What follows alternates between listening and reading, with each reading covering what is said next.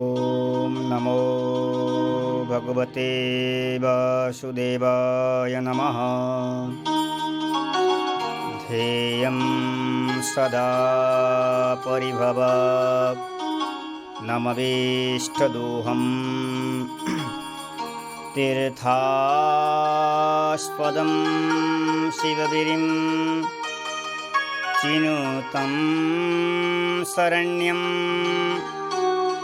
भृत्यार्तिहं प्रणतपालभवाब्धिपोतम् नारायणं नमस्कृत्य नरं चैव नरोत्तमं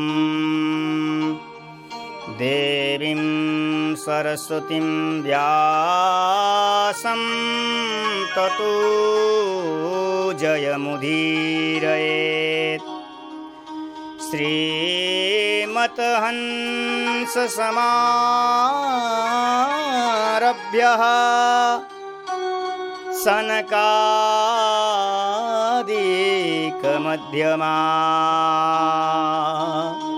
अस्मदाचार्यपर्यन्ता वन्दे गुरुपरम्पराम्।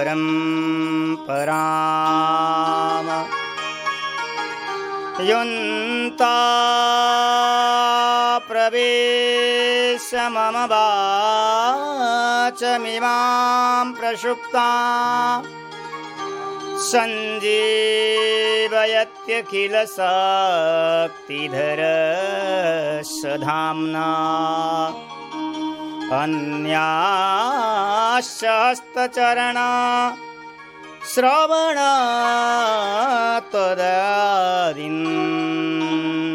प्राणन्नमो भगवते पुरुषाय तुभ्यं। वागीशा यस्य वदने लक्ष्मी यस्य च वक्षसि यस्यास्ते हृदये संवित् तं नृसिंहं भजे। वाञ्छाकल्पतरुभ्यश्च कृपा सिन्धुभ्य एव च पवित्राभ्यो वैष्णव्यो एभ्यो नमो नमः। नमो गोभ्यः श्रीमतिभ्यः सौरभेभ्यः च नमो ब्रह्मा सुताभ्यश्च पवित्राभ्यो नमो नमः। तप्तकाञ्चन गौराङ्गे राधे वृन्दावनेश्वरी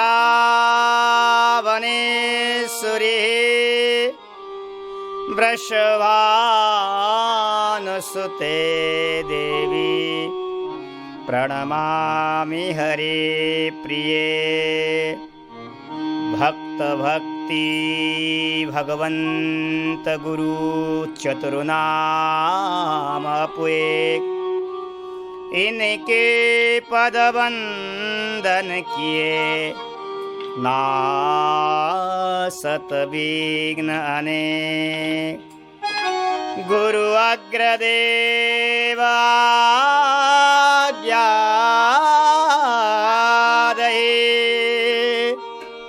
श्री हरिभक्तन को यश गाव भवसागर के तरन को नाइन और उपाव बार बार वंदना करो श्री नावावे इन काल युगावा वेद को भक्त माल रस दे श्री अर्जुआय विराजिए कथा सुनो इतिहास तुम श्रोता भक्त माल के तुम मम पदर भवे भवे यथा भक्ति तब पादयुस्तव जायते तथा कुरु स देवेश नाथस्थं नो यतः प्रभु राधा मेरी स्वामिनी मेरा दे को दास जन्म जन्म मोहे दीजियो श्री वृंदावन की बात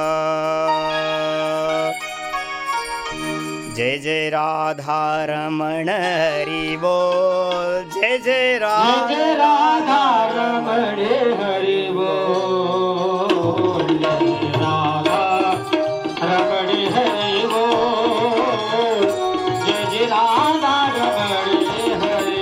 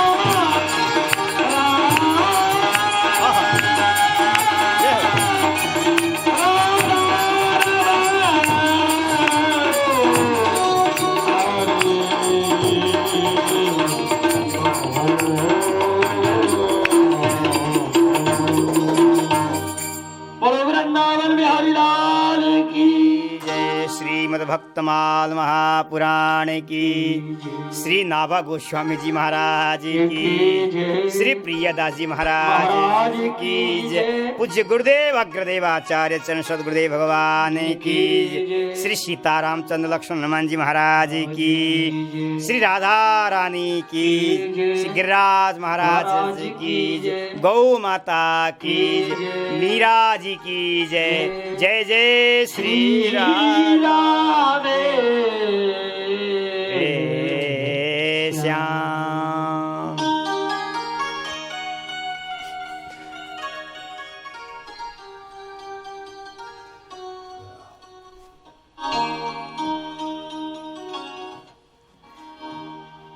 राधा सर्वेश्वर भगवान एवं ठाकुर मेरे बांके बिहारी जी महाराज सद्गुरुदेव भगवान की अनुकम कृपा, हम श्रीधाम वृंदावन में विराजमान होकर के 31 दिवस पर्यंत भगवत चर्चा करने का सौभाग्य हम सबको प्राप्त हो रहा है। ठाकुर जी एवं मेरे सद्गुरुदेव भगवान की अनुकम कृपा, गुरुदेव भगवान के चरण कमल में वंदन नमन पुष्प अर्पण करते हुए, भक्तमाल के रचयिता ऐसे नाभा गोस्वामी जी के चरणों में वंदन नमन पुष्प अर्पण करते हुए, आज कथा का 26वां दिवस है। भगवत चर्चा करते करते हम आज 25 सीढ़ियों को हमने पार किया। आज 26 सीढ़ी में हम प्रवेश कर रहे हैं। भगवान की अनुकम कृपा है, गुरुदेव भगवान की अनुकम कृपा है। इस समय हम भक्तमाल का स्मरण कर रहे हैं। नाभा जी ने जो भक्तमाल में भक्त चरित्र लिखा है, हम उसी के आधार पर स्मरण कर रहे हैं। और कल हमने मीरा जी का स्मरण किया था। मीरा जी का चरित्र तो बड़े विस्तार से, मीरा का चरित्र वर्णन करना अवर्णनीय है। स्वयं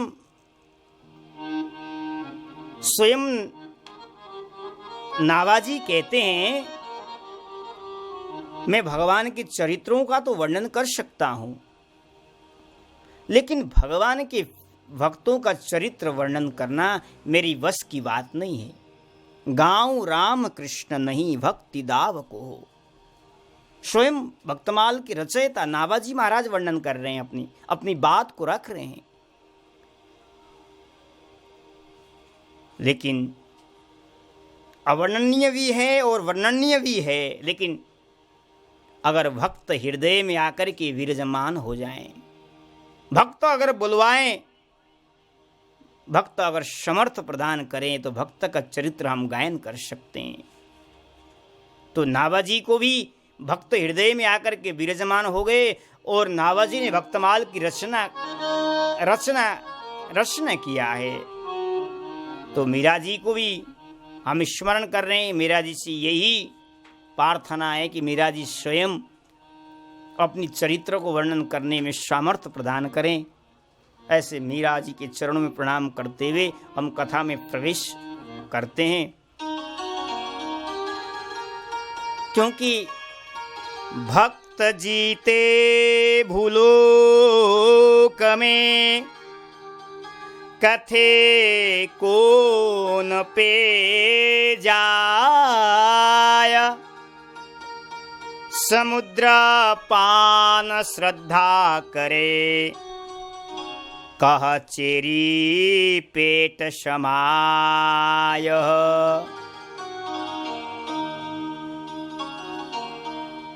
भक्त का चरित्र वर्णन करने में बड़ी कठिन है, असमर्थ है। क्योंकि भक्त चरित्र विस्तार है।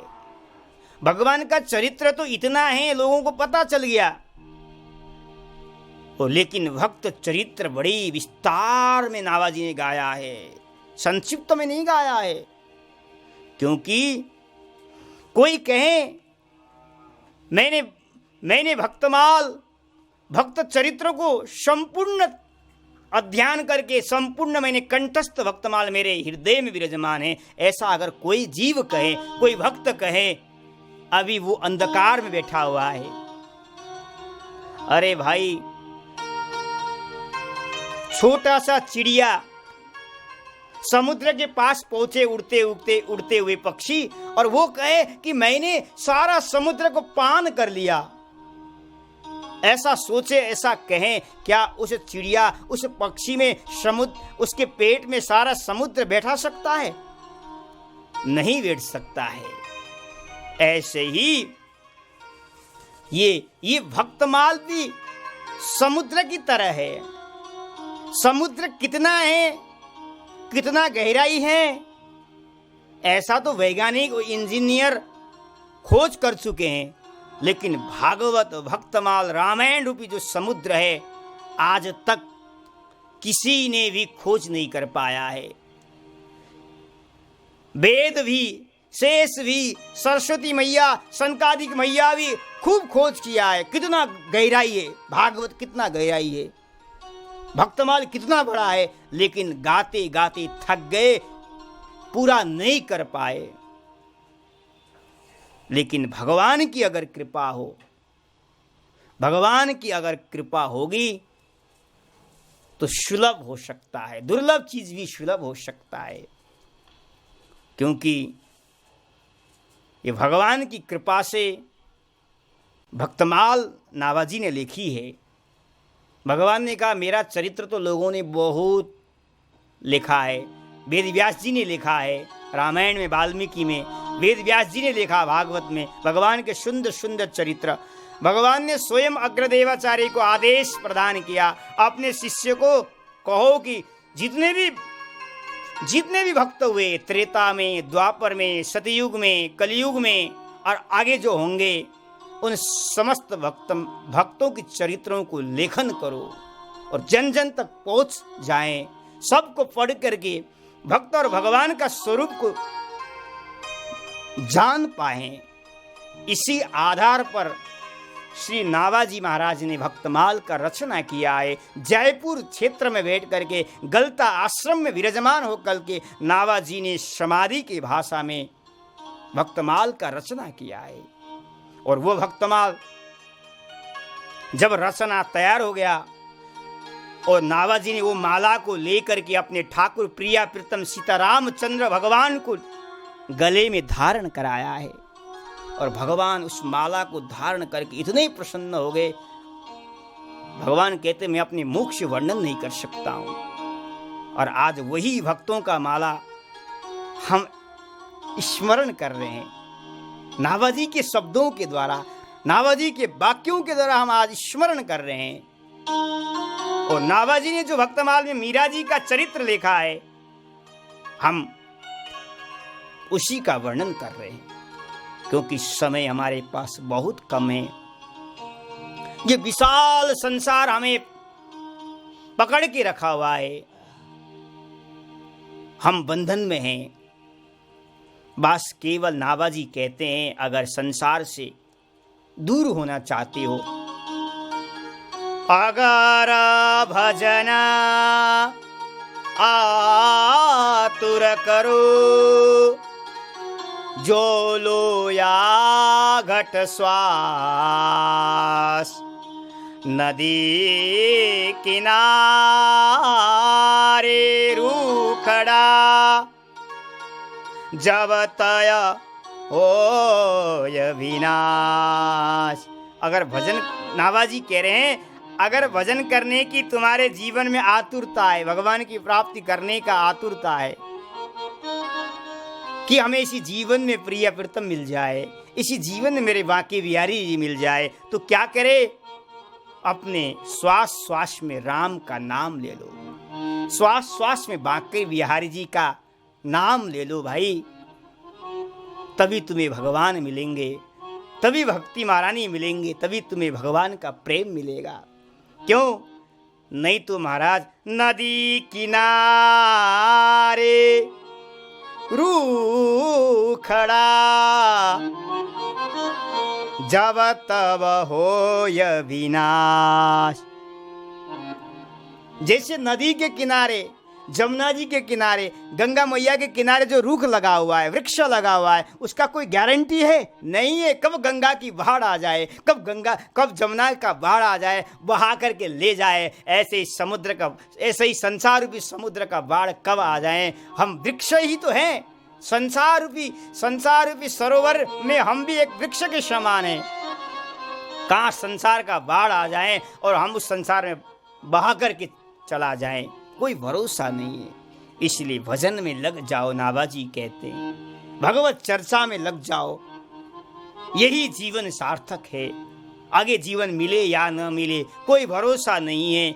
इसलिए चलते हैं, भक्तमाल का स्मरण करते हैं ना, श्री मीरा जी का पावन चरित्र हम स्मरण कर रहे हैं। आहा, मीरा जी का गिरधर के पास अनन्यता, न अन्यः इति अनन्यता। जो अपने इष्ट को छोड़ करके किसी को मानता न हो, न किसी को जानता हो, उसी को कहते अनन्यता। हमारे हितरिवंश ने, महाप्रभु जी राधा वल्लभ को प्रकट किया है। बस राधा वल्लभ दर्शन दुर्लभ, सब जानते हैं। और जब जाते हैं राधा वल्लभ, बड़े दुर्लभ से हमें दर्शन देते हैं ठाकुर जी। जिसके भाग्य में होंगे तभी दर्शन देते हैं, नहीं तो झटपट लग जाता है, झटपट लग जाता है महाराज।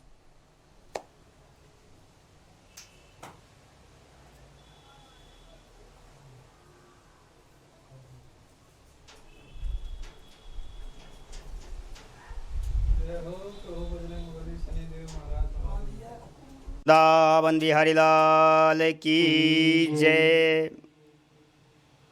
हम अनन्यता के प्रसंग पर चल रहे थे। तो मीरा जी में अनन्यता था। केवल गिरिधर को छोड़ करके मीरा जी जानती ही नहीं थी, मानती भी नहीं थी। मीरा जी ने केवल गिरधर को ही भजा। जब मीरा के सास ने कहा तो मीरा जी ने मना किया। मेरा मस्तक केवल गिरधर में झुका हुआ है, अब अन्य किसी देवी देवता में झुकने वाला नहीं है। और मीरा के सास और ससुर ने मीरा की बात को सुन करके उनको क्रोध आ गया और मीरा के रहने के लिए एक पुराना खंडर महल में रहने के लिए दिया गया था। पुराना था, राजा विक्रम सिंह ने, जहाँ भूत निवास करते थे। राणा ने सोचा स्त्री का वध करूंगा तो मुझे दोष लगेगा, और जहाँ भूत प्रेत रहते हैं वहाँ इसको रहने को मैं दे दूंगा। भूत प्रेत ही इसको मार डालेंगे।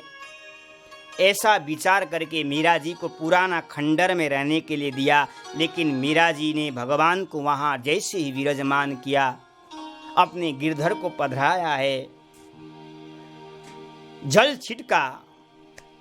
जैसे मीरा जी ने भगवान को विराजमान किया, उसी समय न जाने राजा के पूर्वज गलत कर्म करके जो भूत बने हुए थे, प्रेत बने थे, आज मीरा जैसे परम भक्त का स्पर्श करने मात्र से वो भगवत धाम को चले गए। महाराज, पुराना खंडर में रहने के बाद भी मीरा आज उसी में ही प्रसन्न है। मीरा ने सोचा चलो अब एकांत जगह मिल गया, एकांत में बैठ करके सत्संग ठाकुर सेवा करते हैं, कीर्तन का आनंद लेते हैं। ऐसा विचार करके मीरा जी अब संतों के साथ कीर्तन कर रही है। मीरा संतों के साथ सत्संग कर रही है। सारे संत लोग मजीरा के साथ कीर्तन, ढोलक के साथ कीर्तन गा रहे हैं। ठाकुर जी, मीरा जी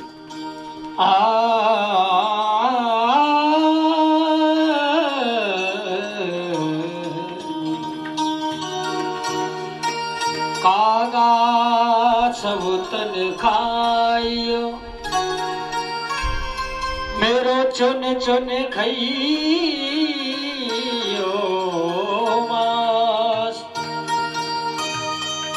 दोन नामत खायो मोहि श्याम मिलने की जय हो। श्याम मेरे कन्हैया मेरे श्याम मेरे नैनन आगे रहियो श्याम मेरे नैनन आगे रहियो कन्हैया मेरे नैनन आगे रहियो श्याम मेरे अखियन आगे रहियो श्याम मेरे नैनन आगे रहियो हरि जी मोरे जय हो हरि जी मोरे नैनन आगे रहियो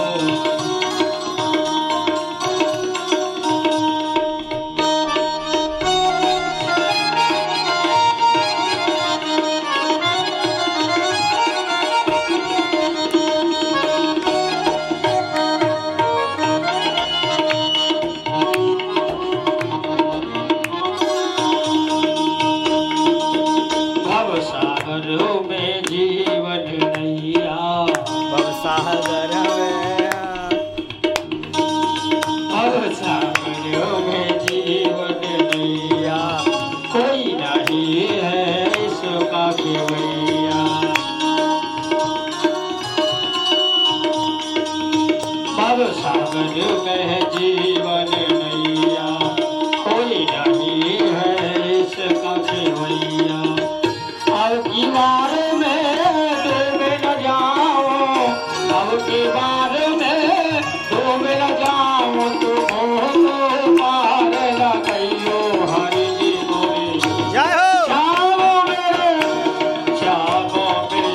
नैनन आगे रहियो श्याम मेरे जय हो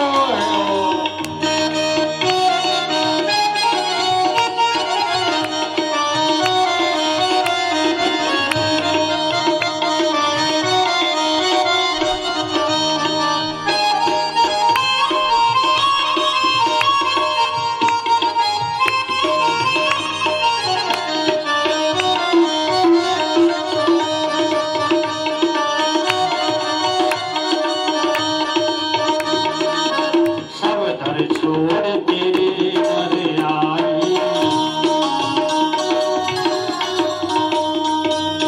सब दर छोड़ तेरे दर आई तेरे मोहन कृष्ण कमाई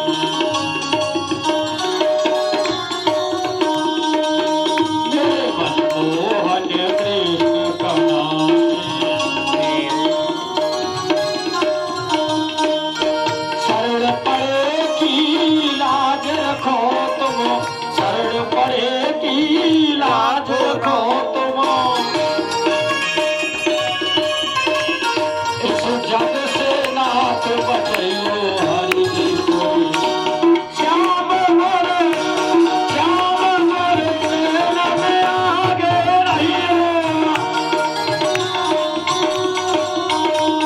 हरि जी मोरे नैनन आगे रहियो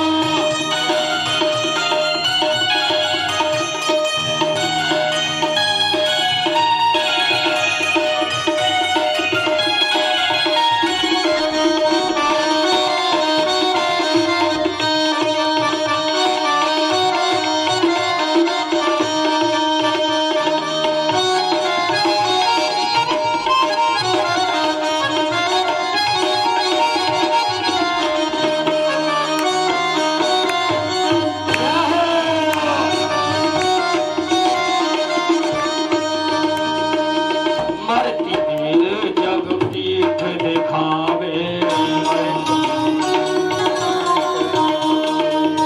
मरती देर जग पीठ दिखावे को न पाओ की संग में ही जावे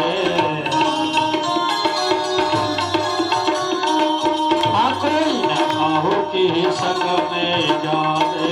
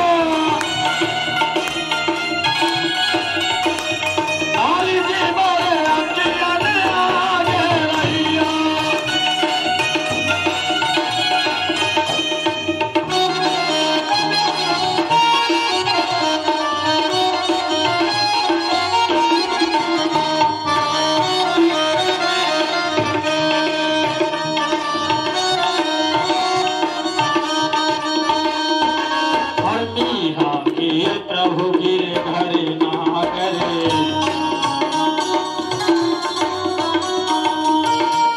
राखे प्रभु गिरधर नागर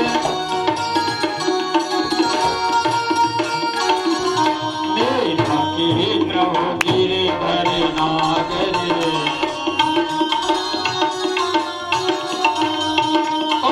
नाथ दया के सागर तुम हो नाथ दया के सागर जन्म मरण के बंधन काटो जन्म मरण के बंधन काटो और दीनानाथ बनाइयो हरि कोहे श्याम मोरे हरि जी मोरे नहरा में आगे रहियो जय हो।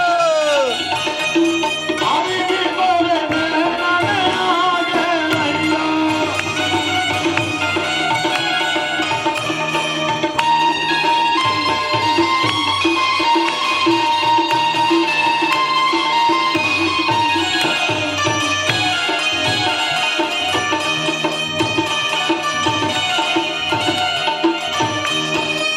हरि जी मोरे नहरा में आगे रहियो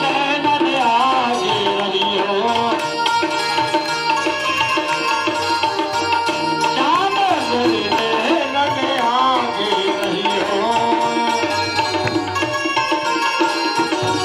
हरि जी मोरे हरि जी मोरे हरि जी मोरे नहरा में आगे रहियो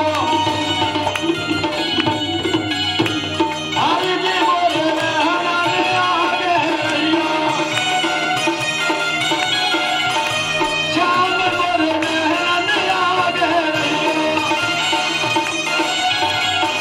ये तन आगे रहियो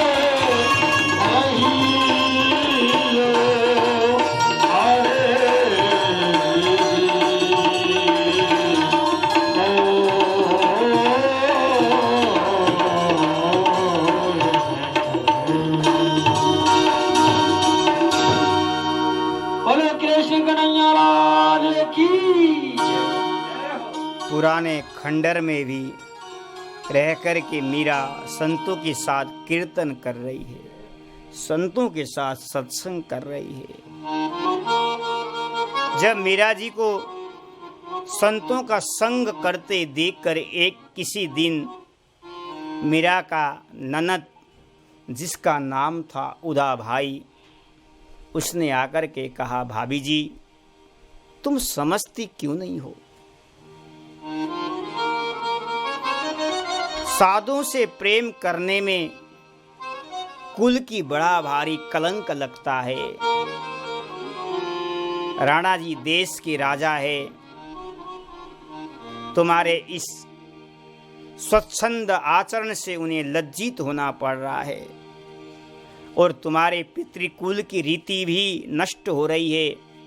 इसलिए भाभी जी मेरी बात को मान लो, आप साधु संग का संग छोड़ दो। आप तो राजा महारानी हो, महारानी की तरह ठाट बाट के साथ रहो। मीरा का ननद मीरा को समझा रही है। जब मीरा ने सुना कि साधु का संग छोड़ दो, तो मीरा जी ने उत्तर में कहा, मेरे प्राण मेरे सदा साधु के साथ लगे रहते हैं, इसलिए उनके संग सत्संग करने में जो मुझे सुख प्राप्त होता है वो मैं कैसे आपको सुनाऊं, कैसे वर्णन करूं। अगर मेरे आचरण से जिसको दुख हो रहा है वो मेरे से बिल्कुल अलग हो जाएं। जैसे ही कहा मीरा ने, ननद क्रोधित होते हुए अपने भाई के अपने पिता के पास जाकर के कहा। जैसे पिता के पास जाकर के कहा और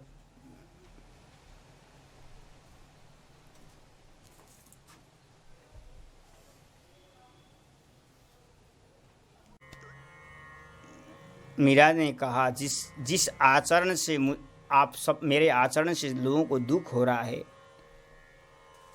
वो मेरे से कदापि ना मिले, मेरे से दूर हो जाएं, मुझे उससे कोई परवाह नहीं है। मैं जो भी कर रही हूँ मेरे गिरधर की कृपा, गिरधर की कृपा से, उनकी प्रेरणा से मैं कर रहा हूँ। और महाराज, आज मीरा जी को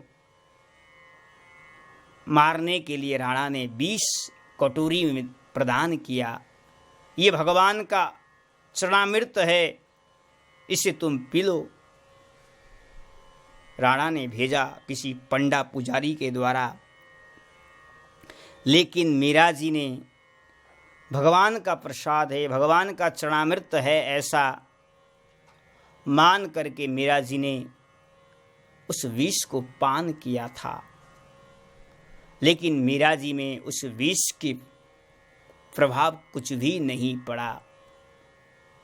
इधर मीरा जी ने चित्तौड़ में विष को पान किया, उधर द्वारिका के रणछोड़ भगवान की मूर्ति से जहर का झाग भगवान के मुख से निकला, ऐसा पुजारियों ने देखा।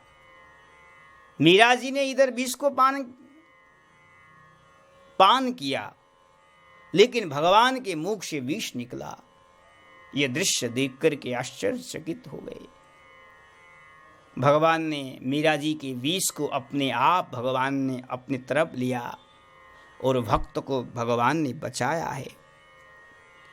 राणा ने जो विष भेजा था उसे तो मीरा जी ने सादर सहर्ष स्वीकार करके उसने विष को पान किया। लेकिन मीरा जी ने कभी भी साधु संग रूप को जो विष, उसकी नाम मात्र गंध भी उन्हें सहन नहीं कर सकी। जब मीरा जी विष पीकर भी नहीं मरी, मीरा ने जब भी साधु संग नहीं छोड़ा, तब राणा मीरा के व्यवहार को देख कर के बड़ी दुखित हो गया, बड़ी क्रोध उत्पन्न हो गया।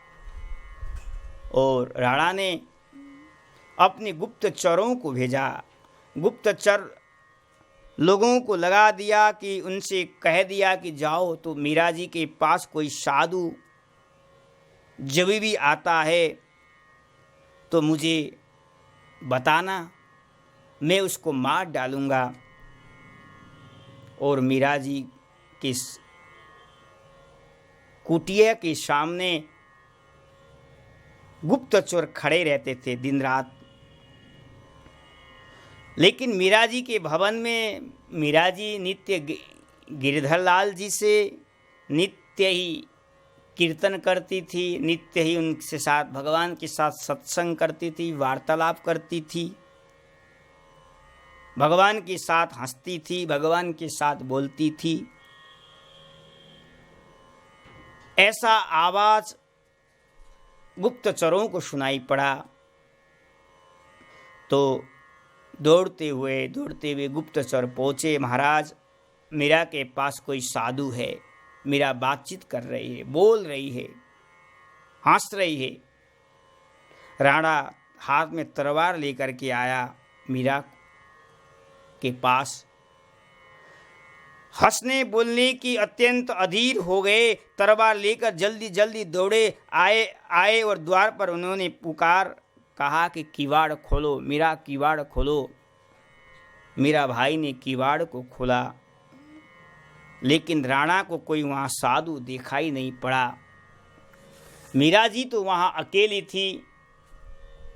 राणा ने फड़कारते हुए कहा, उनसे पूछा, जिसके प्रेम में रंग में तू रंगी है, जिसके साथ तू हंसकर बोल रही है, अनेक प्रकार के वार्तालाप कर रही है, रमण कर रही थी, वो मनुष्य कहाँ गया? मुझे जल्दी जल्दी बता। मीरा जी ने कहा, मीरा जी ने अपने ठाकुर की तरफ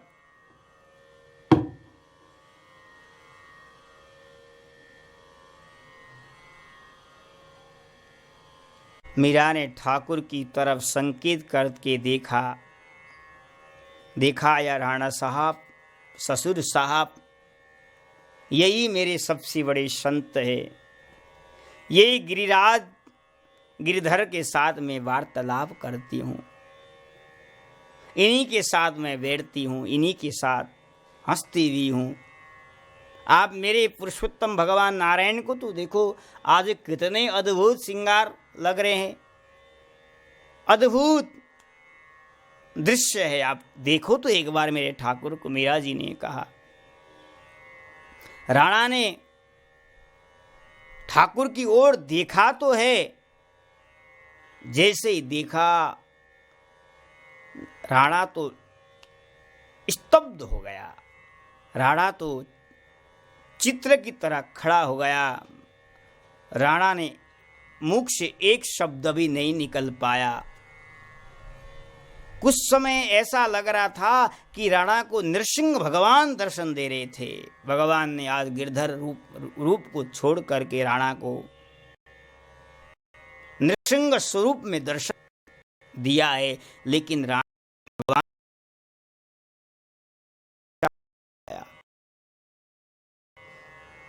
भगवान दुष्टों को अपना स्वरूप तो दिखाते हैं, लेकिन दुष्ट समझ नहीं पाता। आज मीरा के ठाकुर का दर्शन करने के पश्चात भी, नृसिंह भगवान का दर्शन करने के पश्चात भी राणा के हृदय में प्रेम उत्पन्न नहीं हुआ, राणा के हृदय में भक्ति रानी उत्पन्न नहीं हो पाई। कारण क्या है? भले ही भगवान का दर्शन हो जाए, लेकिन भगवत कृपा और संत की कृपा के बिना भगवान को पहचानना बड़ा कठिन है, भगवान को जानना बड़ा कठिन है। भगवान अपना स्वरूप में दर्शन दे रहे थे नृसिंह भगवान के रूप में आकर के, लेकिन राणा भगवान को पहचान नहीं पाया। जहाँ भगवत कृपा, जहाँ संत कृपा होती है, वही व्यक्ति, वही जीव, वही भक्त भगवान को पहचान पा सकता है। नृसिंह रूप को देख करके वो तो चला गया, और महाराज मारने के लिए अनेक प्रयत्न करा कि मीरा को मैं छोड़ूंगा नहीं, एक दिन न एक दिन मारूंगा ही। बड़ी चिंतित था। एक दिन क्या हुआ, एक नीच मनुष्य साधु का भेष धारण करके मीरा के पास आया और उसने कहा कि तुम्हारे ठाकुर गिरधर लाल जी ने मुझे आज्ञा दी है, मीरा के साथ अंग संग करो, इसलिए मैं तुम्हारे पास आया हूं, तुम मेरे साथ अंग संग करो। उस नीच पुरुष ने मीरा के पास कहा। मीरा ने कहा, मेरे गिरधर की ऐसी आज्ञा है, मेरे गिरधर ने आपको भेजा है, तो मैं आपके साथ अंग संग करने के लिए स्वीकार करती हूँ, लेकिन थोड़ी देर आप रुकिए, आप भोजन प्रसादी पाइए। मीरा जी ने ठाकुर का प्रसाद उस नीच पुरुष को अर्पण किया। जैसे उसने भोजन किया, मीरा जी ने कहा, मैं कमरे में आपके इंतजार कर रही हूँ, आप वहीं आ जाना। और महाराज जैसे वो कामी पुरुष गया भगवान का प्रसाद पा करके, और मीरा जी बैठी हुई थी, जब उसने जैसे मीरा जी को देखा, देखते हैं वे उसका काम वासना दूर हो गया। क्यों?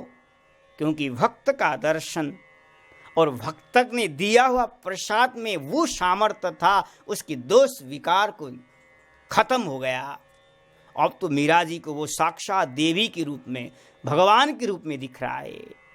और जैसे मीरा जी को देखा, उसका मुख सफेद हो गया, वो भयभीत हो गया, विषय वासना सर्वथा उसके हृदय से दूर हो गया।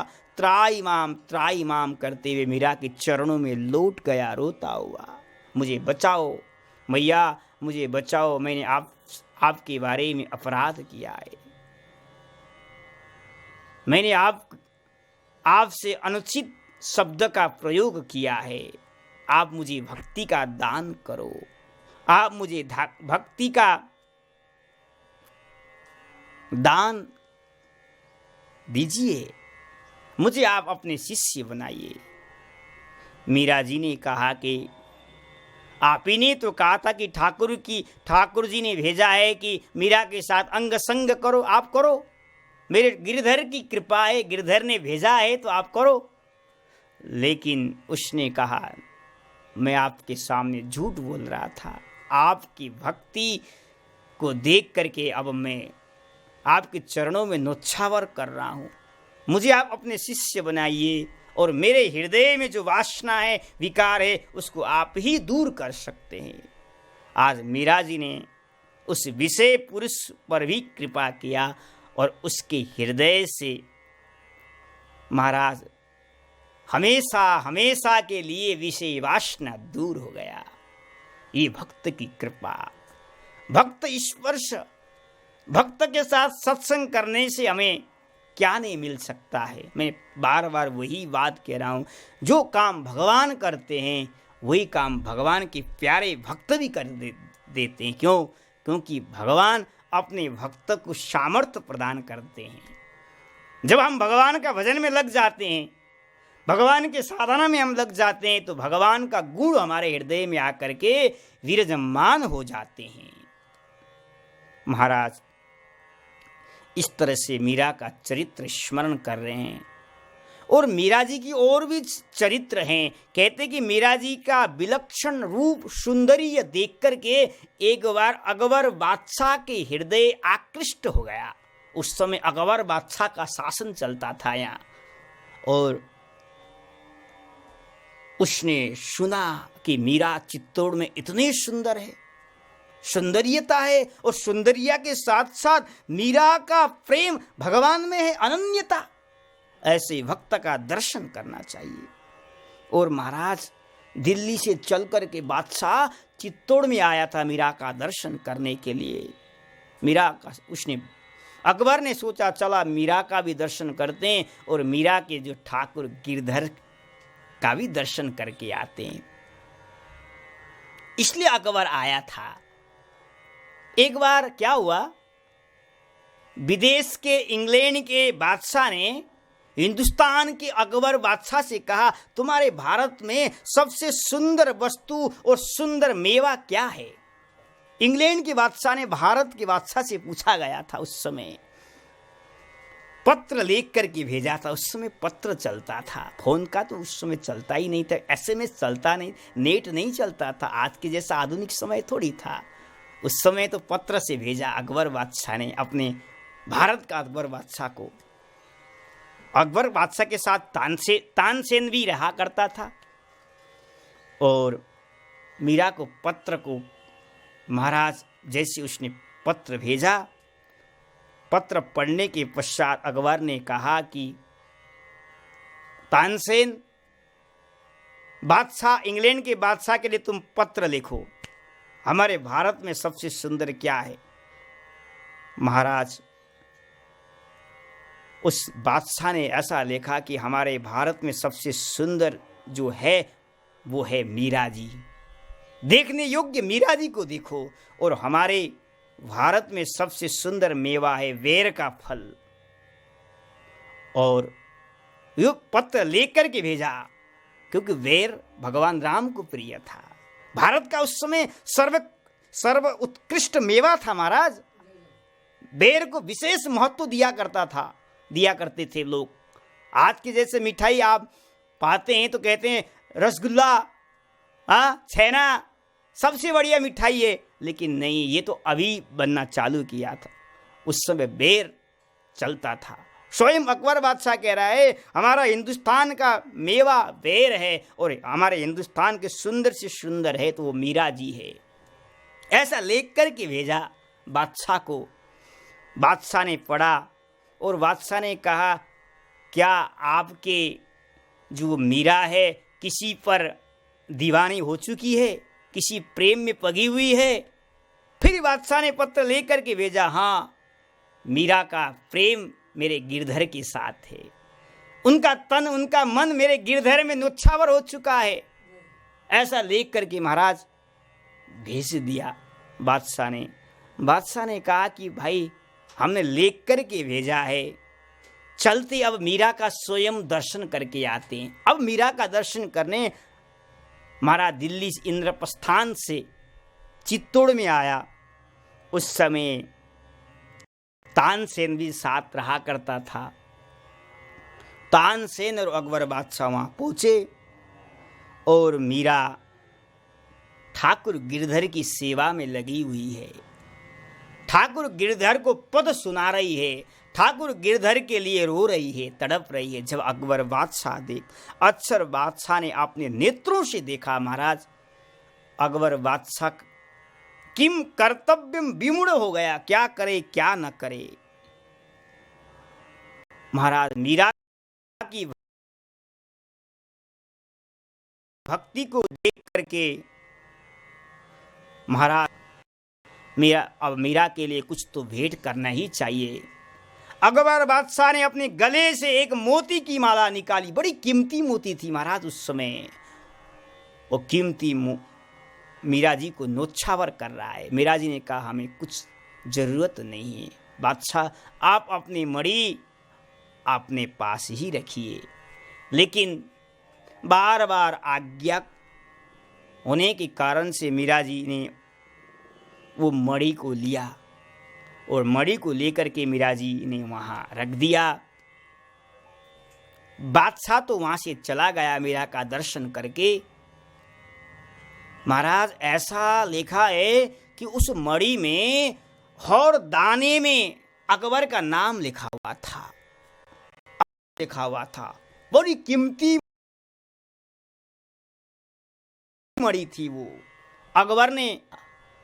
अकबर का और राज परिवार में, राज घराने में युद्ध की चल रहा था। माने दोनों में मिलजुल का कार्यक्रम नहीं चल रहा था। माने एक दूसरे में द्वेष चलता था, इधर बादशाह के तरफ और एक राजपूतों के द्वारा वैर चल रहा था। जब दुश्मन को मीरा भाई के माध्यम से घर में आने के कारण देखा राजा महाराजाओं ने, तो मीरा के लिए अब उन्होंने विचार किया, मीरा के पास तो हमारे शत्रु आ रहे हैं, न जाने हमारे ऊपर कब आक्रमण करेंगे, इसलिए पहले ही मीरा जी को खत्म कर देते हैं। अब मीरा को मारने के लिए महाराज किया है, मारने के पिटारी में सांप रख करके भेजा गया था कि ये शालिग्राम भगवान हैं, तुम इनकी सेवा करना। लेकिन जिसका रक्षक भगवान हो उसको कौन मार सकता? 2 हाथ है, मारने वाला 2 हाथ है, उसका कौन बिगाड़ सकता है? महाराज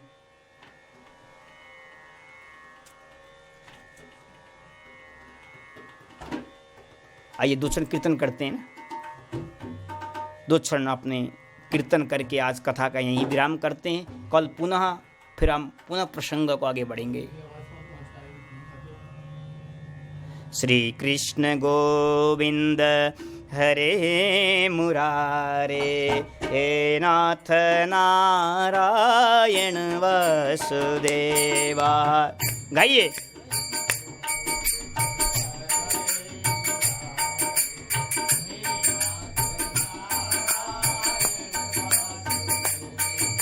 श्री कृष्ण गोविंद हरे मुरारे, हे नाथ नारायण वासुदेवा।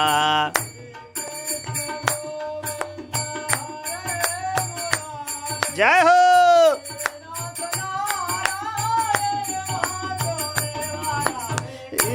गो कृष्ण कृष्ण राधे राधे श्याम श्याम श्याम राधे राधे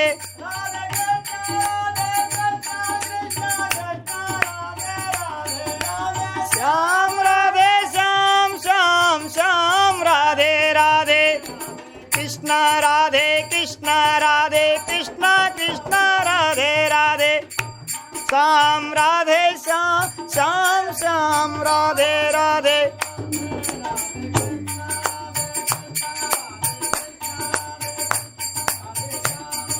श्याम श्याम श्याम राधे राधे राधे कृष्ण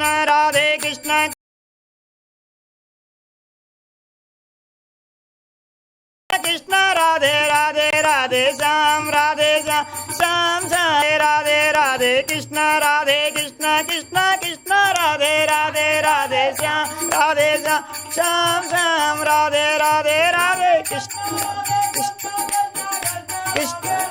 राधे श्याम श्याम श्याम राधे राधे।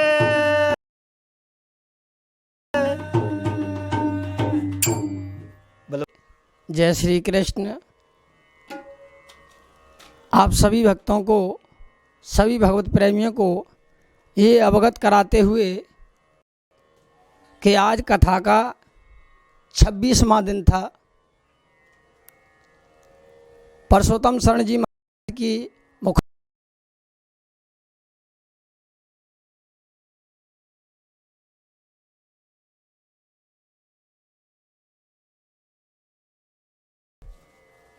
मीराबाई का चरित्र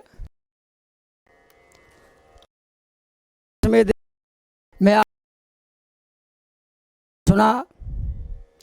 कल 27वें दिन का कथा मीरा जी का ही चरित्र आप सुनेंगे। चर्चा भक्त